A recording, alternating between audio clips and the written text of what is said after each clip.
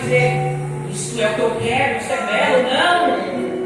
O Evangelho não é somente vinde a mim, vós cansados e oprimidos, e eu vos aliviarei. Não! O Evangelho não é só colocar João capítulo 3, versículo 16 na meu Instagram. Não! O Evangelho também é aquele que quiser vir após mim. Negue-se a si mesmo cada dia. Isso é Evangelho. Isso é o Evangelho que Jesus pregou. Isso dói para o homem carnal. Isso dói muito. Isso tira da zona de conforto. A nossa carne jamais desejaria a salvação, pois não quer mudar o seu carro. Nossa carne não deseja ser salva, pois isso requer mudar a forma como vive. A nossa carne não quer ser salva, porque não quer mudar. E mesmo assim, escute, mesmo assim Jesus Cristo se entregou. Aleluia! Mesmo assim Jesus Cristo se entregou. Nós nos amamos sem o nosso merecimento. Aleluia! Como está escrito, mas Deus mostra o seu amor para conosco, em que Cristo morreu por nós, sendo nós ainda pecadores. Mas não foi somente por eu e por você, não.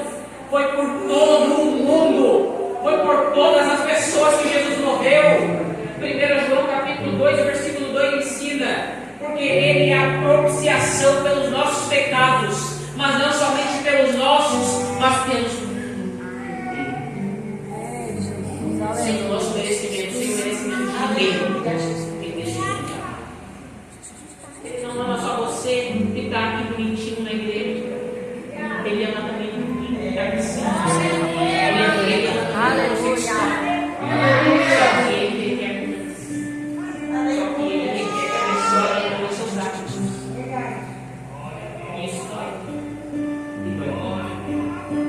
Nós vemos muitos casos de pessoas desprezando essa mensagem, essa verdade, por simplesmente não quererem denunciar os seus atos pecaminosos, por simplesmente não quererem mudar as suas vidas. E é isso a mensagem do Evangelho. Muitos são chamados, mas poucos os escolhidos. O versículo 15 agora vai nos dizer: ele é desprezado, rejeitado por pessoas, homem de dores, materializado com a tristeza. Nós escondemos dentro dessas casas. Ele foi desprezado e nós não tivemos. O profeta então começa a dizer que nem os outros que foram desprezados e rejeitados. Isso é o que nós temos. Mas por quê? Por que ele foi rejeitado? Jesus foi rejeitado principalmente em 3 pontos. O primeiro sendo o ponto social, por aqueles que eram da sua terra. Quando nós vamos ver na Escritura, nem mesmo os nazarenos queriam mais Jesus em Nazaré. Nem mesmo os nazarenos, que eram o seu povo, quiseram mais Jesus em Nazaré. Aqueles que eram judeus também rejeitaram a Jesus. João capítulo 1, versículo 11: ele veio para os que eram seus, mas os seus o rejeitaram. Nós somos escolhidos por Deus. Aleluia! Mesmo sendo Jesus rejeitado por Deus, nós somos o seu povo. Aleluia! Ele foi rejeitado espiritualmente.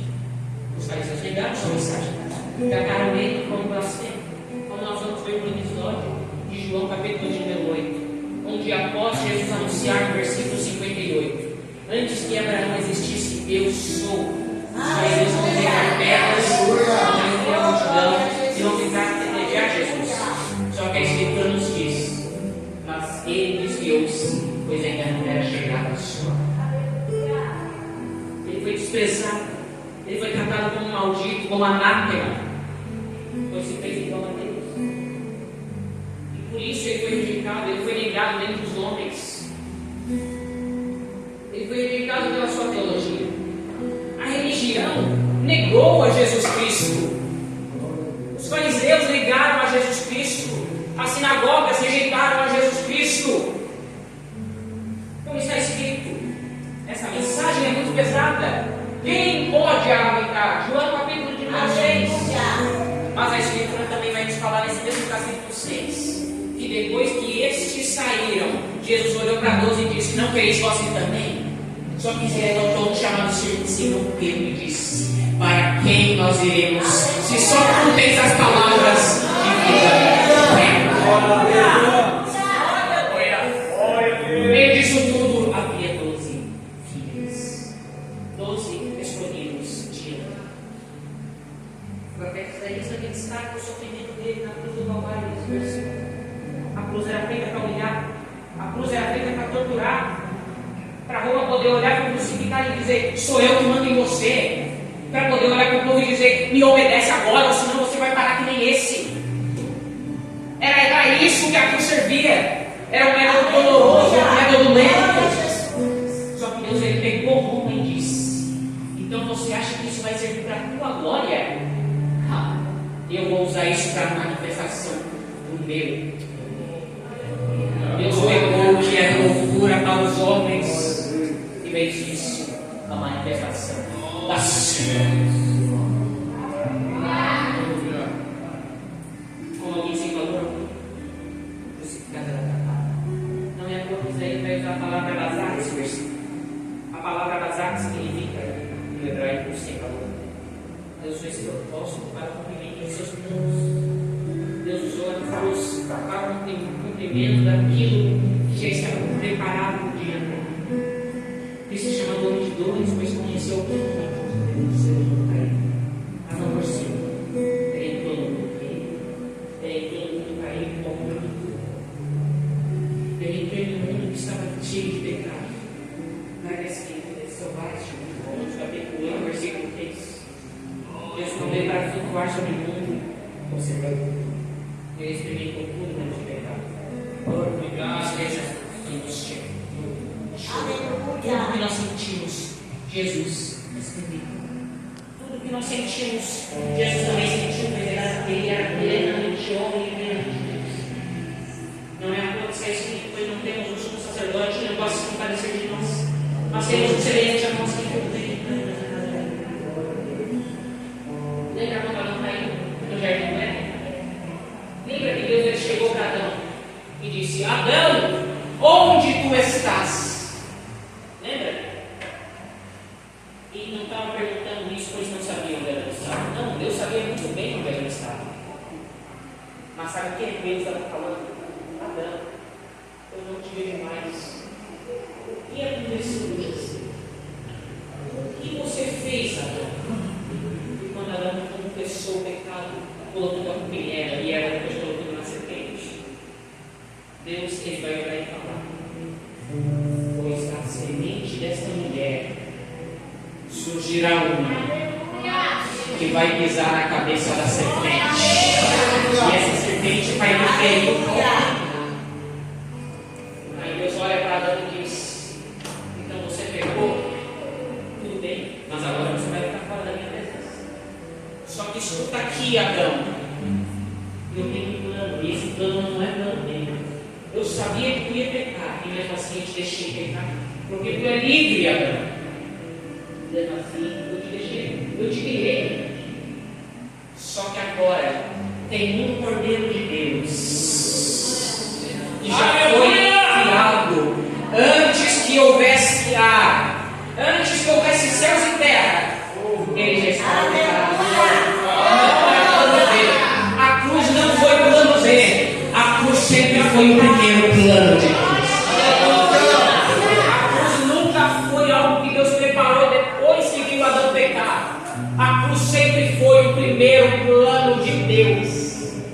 Antes que houvesse céus e terra, Deus expiou o cordeiro. Por quê? Porque a Satanás tinha pecado, então já havia o pecado existindo. Então Deus ele sacrificou um cordeiro de forma alegórica, nós sabemos disso, para que assim Adão pudesse ser sem pecado, o mundo ali pudesse ser sem pecado naquele momento. Então, quando o pecado entrou, Deus prometeu enviar o cordeiro. Jesus foi tentado porque ele era verdadeiro, mas em nada ele pecou. Ele veio vencer o que Adão pecou. Ele veio vencer o que Adão perdeu.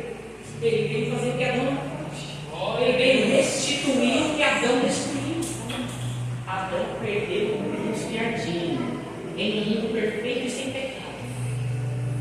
Jesus venceu no deserto, em um mundo caído e corrompido. Jesus veio fazer o perdão, respondendo dele nos nossos rostos. Nós procuramos responder de Jesus nos nossos rostos, pois o Senhor não espera o Messias glorioso, espera o Messias que entra em Jerusalém pelas portas da frente e atrás dele vem uma luz ofuscante e ele entra no cavalo branco. O Messias foi o servo escolhido. Por isso nós escondemos dele as nossas faces. Por isso nós escondemos dele os nossos rostos. Ele veio como homem tentado e homem que chorou. Por isso escondemos de Deus, de Cristo, os nossos rostos.